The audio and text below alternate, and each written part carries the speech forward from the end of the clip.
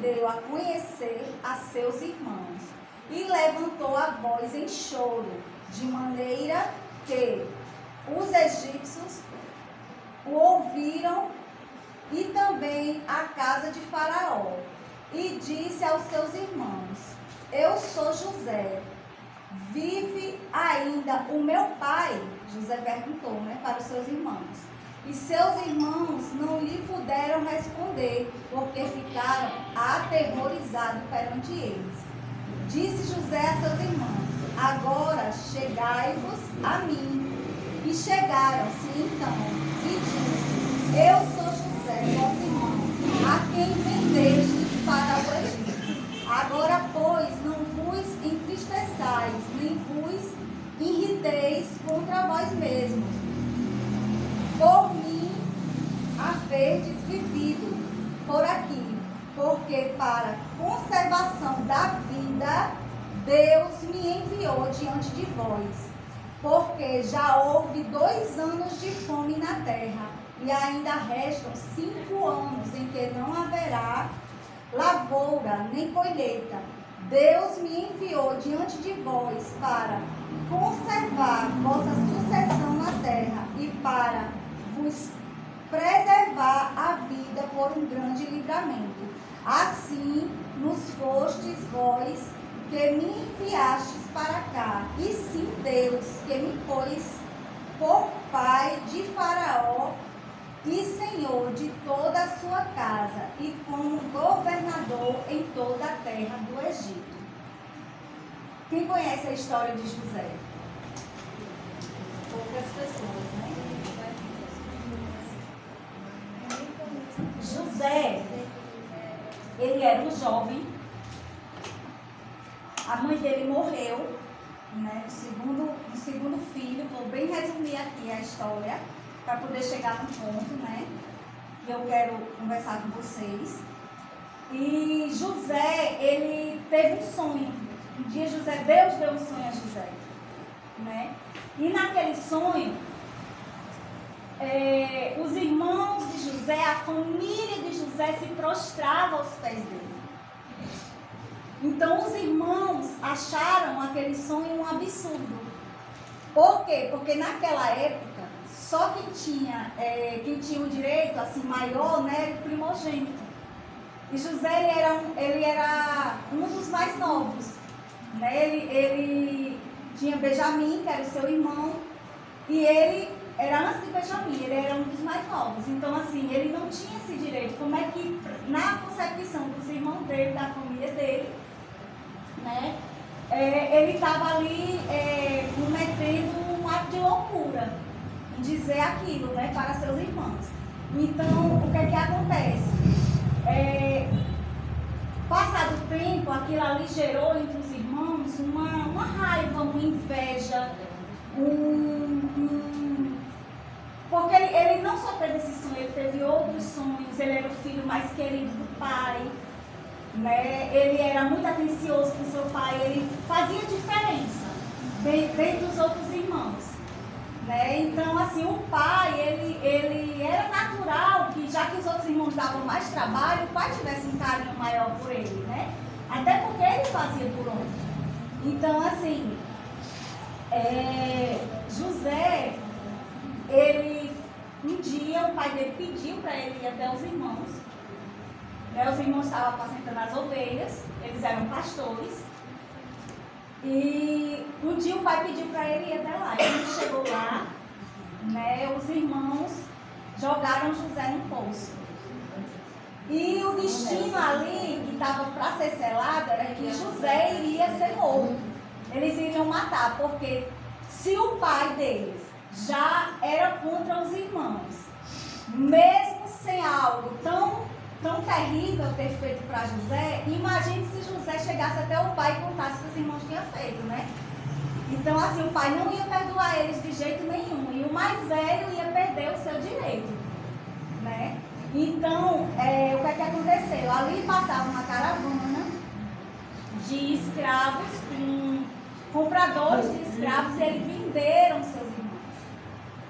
Ali eles acharam que estavam fazendo mal, né, para José. Então eles venderam José e José foi vendido como escravo. José era herdeiro, né, de muitas terras como os irmãos, mas ele foi vendido como escravo. Então José foi vendido como escravo para o Egito. E a parte que a gente leu, né, para não ficar muito extensa, assim, porque a história é muito linda, mas é muito comprida, é enorme, muito grande, a hora ela não brinca, né, ela corre. Então, assim, José ele foi vendido. E lá, os planos de Deus para a vida de José foram concretizados. José ele foi vendido e depois ele foi vendido novamente para a casa de Potifar, que era um general, né, da época do faraó. E lá na casa de Potifar, José ele fez a diferença. Né? E a esposa de Potifar, ela deu em cima de José, né? Trazendo para o modo que a gente fala hoje. Eu estou bem resumindo a história, mas para vocês chegar até o ponto. E lá José ele foi preso, ele saiu da casa de Potifar preso, porque a esposa de Potifar levantou um falso contra José. E José ele era muito temente a Deus, mesmo passando por todas as coisas que José passou, ele ainda temia a Deus, ele ainda acreditava no seu Deus, e por isso que ele era abençoado. E quando José chegou na prisão, não foi diferente.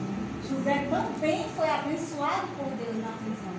Por quê? Porque aonde José ia, ele fazia a diferença. E muitas vezes é o que falta na minha e na sua vida.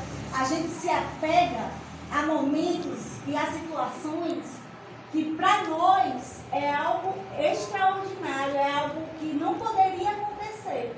Mas só quem sabe do propósito daquele algo que está acontecendo na nossa vida é Deus.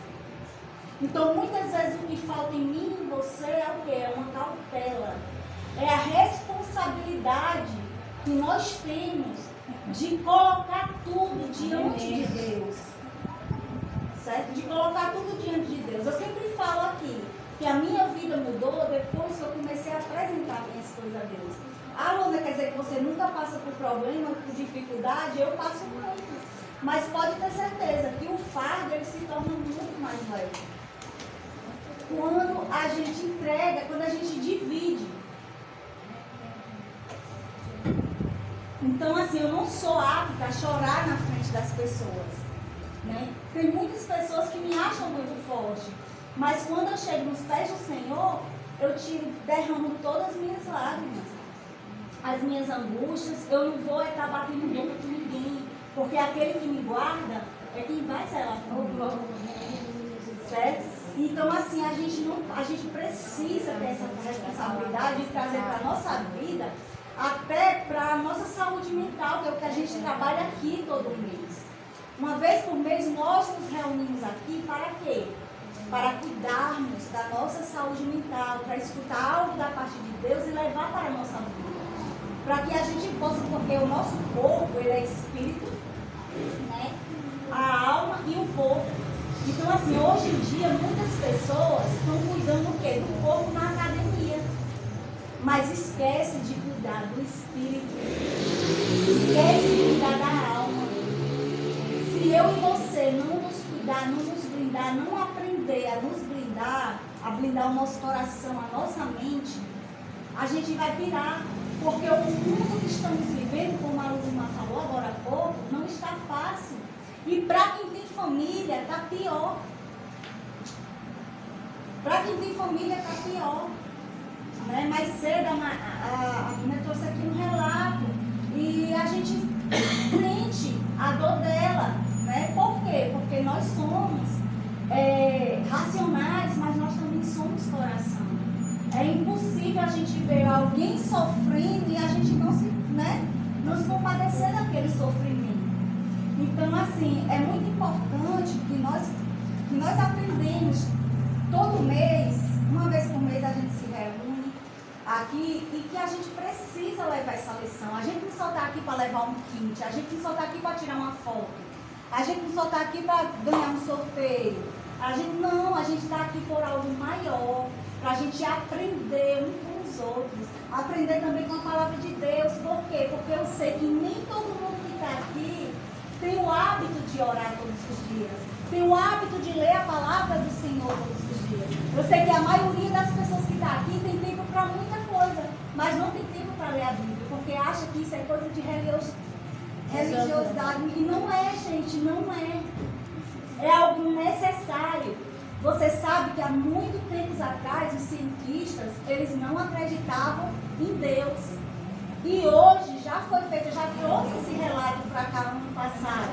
Eu já trouxe essa estatística para cá no ano passado.